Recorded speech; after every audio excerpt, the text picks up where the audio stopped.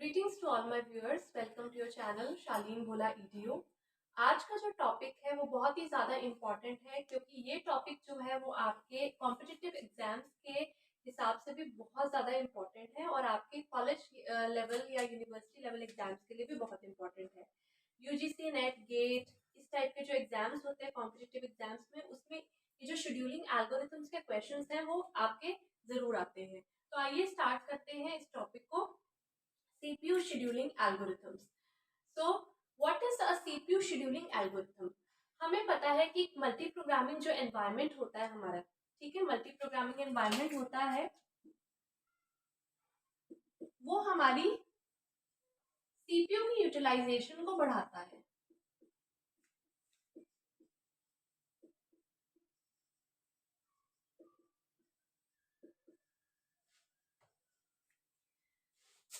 Multi programming का क्या मतलब है कि हमारे पास एक टाइम पे हमारी प्राइमरी मेमोरी में बहुत सारे प्रोसेसेस हैं एग्जीक्यूशन के लिए। प्रोसेस क्या होता है? अ प्रोग्राम इन एग्जीक्यूशन। जब हम प्रोग्राम को एग्जीक्यूशन के लिए रेडी क्यू में ले आते हैं तो वो क्या बन जाता है? प्रोसेस बन जाता है, राइट। तो हमारा जो प्राइमरी मेमोरी है, प्राइमरी मेमोरी में बहुत सारे प्रोसेसेस होते हैं, वो सीपीयू के लिए कॉम्पीट करते हैं, उसके टाइम के लिए कॉम्पीट करते हैं। इससे क्या होता है कि फॉर एग्जाम्पल एक अगर आपका प्रोसेस है, ठीक है, उसने सीपीयू को यूज किया, उसके बाद थोड़े टाइम बाद उसको इनपुट आउटपुट डिवाइस को यूज करना है, तो उतने टाइम हमारा सीपीयू आइडल तो नहीं बैठेगा, तो हमारा सीपीयू जो क्या होगा वो प्रोसेस 2 के पास चला जाएगा। फिर अगर प्रोसेस 2 जो है वो इनपुट आउटपुट करने चला गया है तो आपका जो सीपीयू है वो प्रोसेस 3 को एलोकेट हो जाएगा।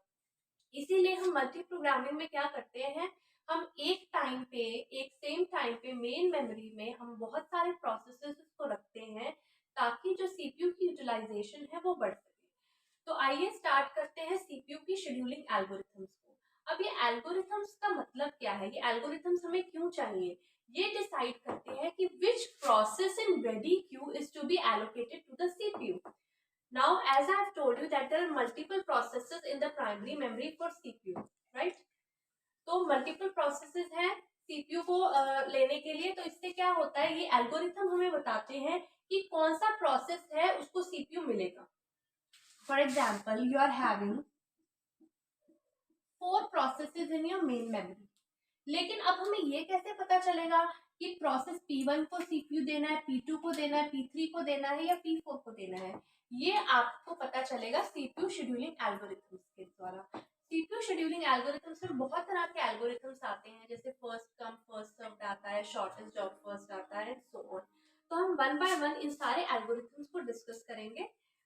तो आज जो हम डिस्कस करने वाले हैं that is first come first serve. Okay, और इससे पहले अगर आपको ऑपरेटिंग सिस्टम में उसकी जो बेसिक डेफिनेशंस हैं, फंक्शंस हैं, उसमें कोई भी डाउट है तो आप मेरी अदर वीडियोस जो ऑपरेटिंग सिस्टम के ऊपर डाली हुई हैं उनको जाकर देखकर अपने डाउट्स को क्लियर कर सकते हैं। तो आइए स्टार्ट करते हैं the very first algorithm, first come first serve. अब देखिए, जो शेड्यूलिंग एल्गोरिथम्स हैं वो दो तरीके से काम करते हैं। या तो वो होते हैं प्रिमिटिव या होते हैं वो नॉन प्रिमिटिव। अब दोनों में अंतर क्या है?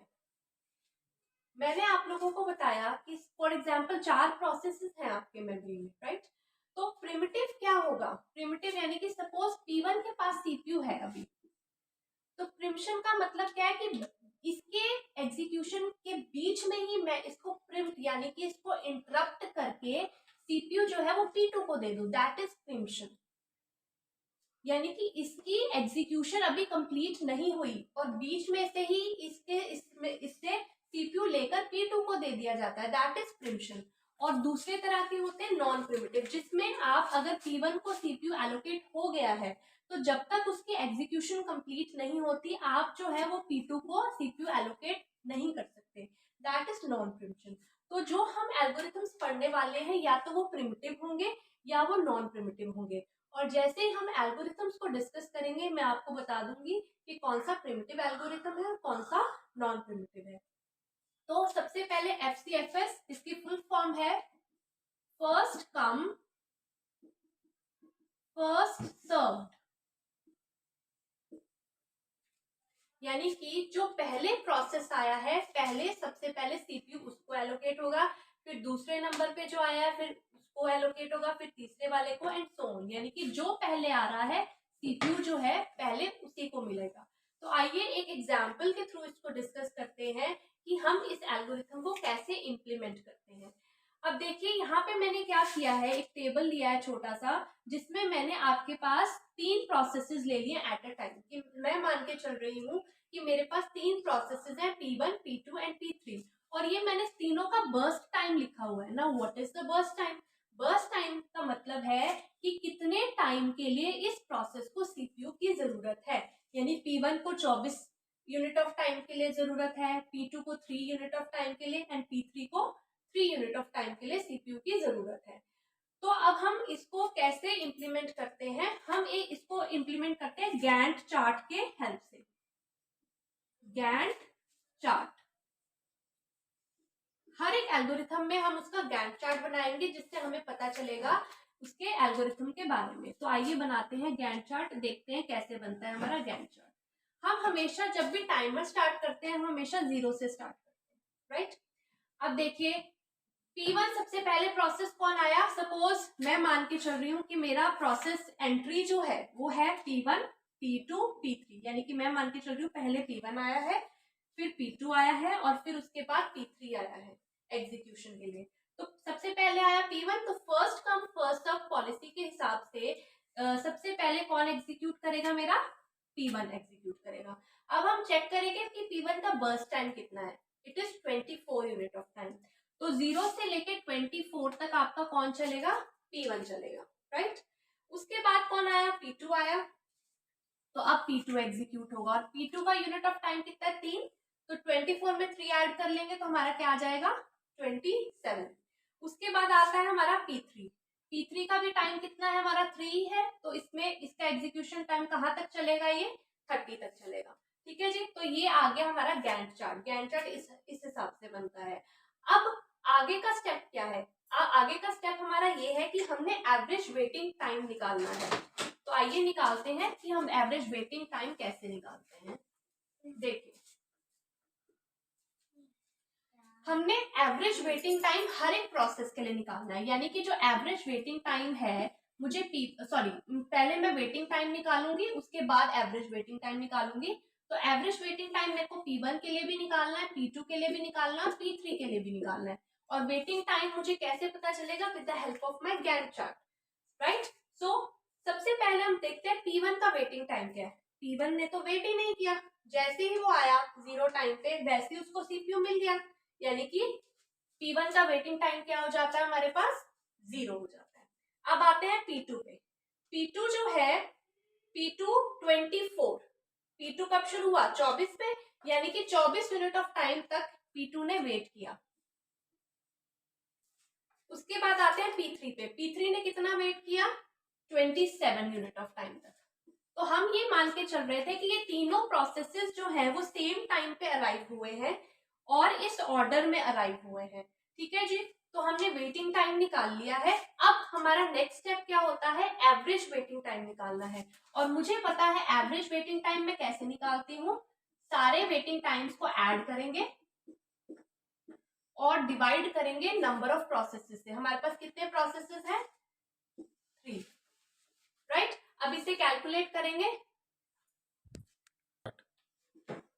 तो ये आ जाता है हमारे पास आंसर 17 यूनिट्स ऑफ टाइम के लिए, राइट। अब ये देखिए ये एवरेज वेटिंग टाइम निकला हमारा 17 मिलीसेकेंड्स। अब देखिए अगर मैं इस ऑर्डर को चेंज कर दूं, यानी कि इस ऑर्डर को अगर मैं चेंज कर दूं तो मैं देखना चाहूंगी कि क्या मेरे वेटिंग टाइम में फर्क पड़ेगा, क्योंकि वेटिंग टाइम हम चाहते हैं कम से कम हो, राइट। तभी हमारी जो सीपीयू की यूटिलाइजेशन है या हमारे प्रोसेसेस का जो ओवरहेड है या वो कम होगा या हमारी सीपीयू की यूटिलाइजेशन बढ़ेगी। तो हम क्या चाहते हैं कि हमारा जो वेटिंग टाइम है वो कम से कम हो। तो आइए लेट चेक की क्या अगर मैं ऑर्डर को स्विच करूं तो कोई फर्क पड़ता है या नहीं। पहले मैंने बोला था कि P1, P2, P3 ऑर्डर में आ रहे हैं। अब मैं कहती हूँ कि सपोज मेरा ऑर्डर है P2, P3 एंड P1। तो आइए अब इसके हिसाब से गैंट चार्ट बना के देखते हैं। 0 टाइम पे P2 आया है, राइट। तो P2 और उसका बर्स्ट टाइम कितना है 3, तो यहाँ पे आ जाएगा 3। उसके बाद आया P3, P3 का भी बर्स्ट टाइम कितना है 3, राइट। उसके बाद लास्ट में आता है P1, P1 का बर्स्ट टाइम कितना है, सॉरी यहाँ पे आएगा हमारा 6 और P2 का बर्स्ट टाइम कितना है 24, तो हमारे पास यहाँ पे क्या आ जाएगा 30, राइट। अब हम चेक करते हैं अब वेटिंग टाइम हमारा कितना निकलता है।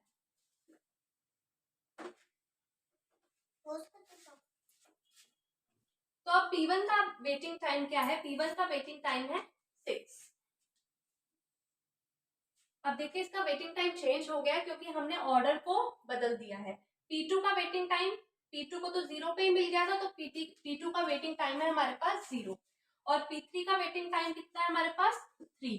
अब हमने कैलकुलेट क्या करना है, एवरेज वेटिंग टाइम, तो हम सारे को ऐड करेंगे और 3 से डिवाइड कर देंगे, तो हमारे पास कितना आ गया एवरेज वेटिंग टाइम 3 और पहले क्या आया था हमारे पास 17, यानी कि हमारा एवरेज वेटिंग टाइम तो डिक्रीज हो गया, यानी कि ये बेटर है, ठीक है।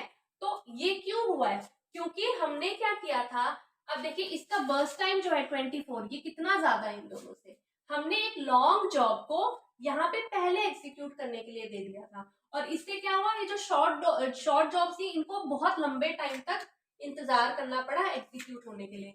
इस कॉन्सेप्ट को बोलते हैं कॉन्वॉय इफेक्ट, जहां पे जो लॉन्ग जॉब है अगर वो पहले एग्जीक्यूट हो जाए तो शॉर्ट जॉब्स को इंतजार करने की वजह से एवरेज वेटिंग टाइम जो है वो बहुत बढ़ जाता है। तो हमने अगर उसको स्विच करके कुछ और यानी शॉर्ट जॉब्स को हमने पहले लिया तो हमारे पास वेटिंग टाइम जो है वो कम हो गया।